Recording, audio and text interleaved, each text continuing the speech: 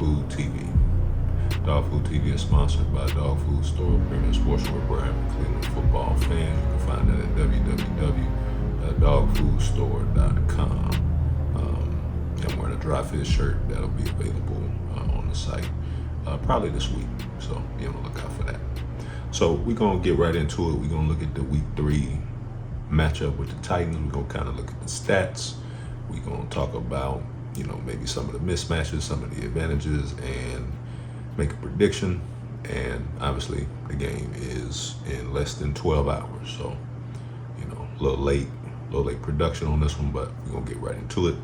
Got the contacts in, so no need for the glasses. All right.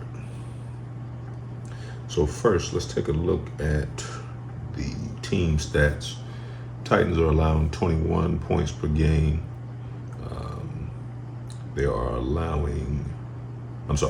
The Titans are scoring 21 points per game. They're allowing 20 points per game.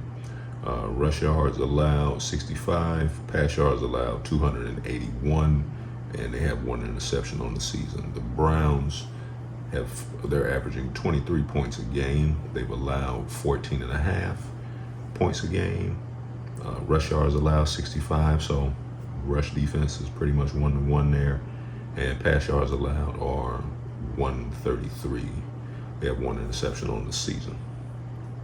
So if we look at the pass defense rankings, we looked at that in the last video. The Browns are ranked number 2 in pass defense. That may have changed since the Thursday night game, but as of right now, they are ranked number 2 in the pass, and in the run, they're ranked number 5. The Tennessee Titans are actually ranked number 3. So when you look at this right here, each team should have some issues running the ball. That's with Derrick Henry. I mean, obviously the advantage probably goes to them when you're talking about a running back. If Nick Chubb didn't get hurt, it'd probably be a 1-to-1 wash with Chubb and Henry. But I mean, the Titans definitely have the advantage in the run game, just with his ability to break tackles. Obviously they signed Kareem Hunt, the Browns did, and you have Jerome Ford. So probably gonna have a running back by committee type of situation, but maybe that'll actually help as far as keeping guys fresh. As you see, the Titans are allowing just under 300 yards a game, 280. So there should be opportunities to exploit their pass defense, and hopefully this is a game where the pass offense can get in sync and get clicking. So speaking of that, let's look at the quarterback comparisons there. So Ryan Tannehill so far has thrown for 444 yards, 1 touchdown, and 3 interceptions. He has a passer rating of 69.9, QBR 29.5, completion percentage of 62.1. Deshaun Watson has thrown for 389 yards, 2 touchdowns, 2 interceptions on the season, passer rating of 69.1, QBR of 29.2, completion percentage of 55.1. So numbers there are somewhat similar.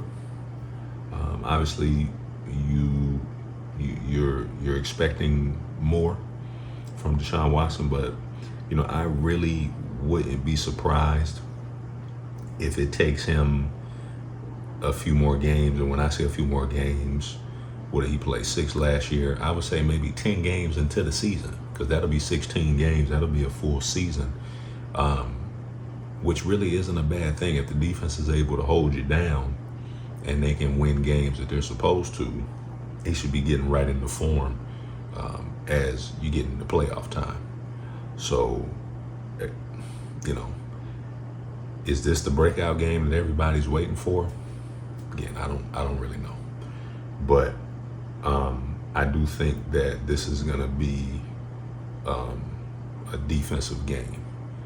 If the Browns can't get the pass game going and exploit some of those weaknesses on the back end, I mean, the Titans have an all-pro safety in Kevin Byard, but as the numbers suggest, they should be able to find some openings in the secondary. If they're not able to do that, if they're not able to get in sync there, it could be a rough day, because they may have some issues getting the ball going on the ground because the Titans have an excellent front. So with that being said, this is the matchup. The teams are fairly evenly matched. I mean, again, the Titans have allowed a lot of yards in the air, but the Browns, as you see, they haven't really been able to get things going in the pass. Their run game has been great, but pass game is still needs to get rolling. So Vegas right now has the Browns as 3.5 point favorites, and I tend not to bet the spread. So if I was going to make a prediction, I'm going to take the Browns in a close one. As of right now, I'm 1 out of 2 on predictions. I picked them to beat the Bengals, picked them to beat the Steelers.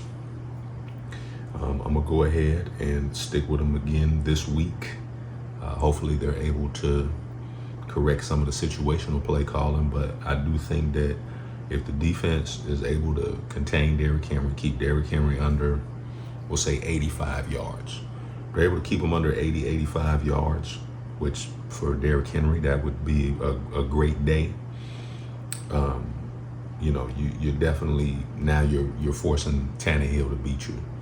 And, the Bengals, when the Titans were the 1 seed, Tannehill struggled. So I do think that should be the game plan. If the Titans are able to establish the run, it's going to be a rough day because, if you can't stop him, then play action is open, and that's going to put a lot of stress on your secondary. So, but yeah, I like the Browns in this one. And after the game, we'll have some post game analysis of what happened. But again, I trust in Jim Schwartz. Jim Schwartz is going to have the defense ready to roll, even with Newsome being out due to injury. But yeah, I just like the matchup. So I like the Browns winning this one. And real quickly, looks like there's some good news for Nick Chubb. It looks like the damage isn't as severe. So they're saying 6 to 8 months. But with a guy like that, they're able to make a deep playoff run. You never know. He may be able to come back and play a game. So, you never know. So that was good news. So Dog Food TV, week 3, less than 12 hours. So we'll see if the Browns can push it to 2 wins on the season, 1 loss, and then get ready for Baltimore the next week. So we'll see how it goes, and we will catch y'all on the next one.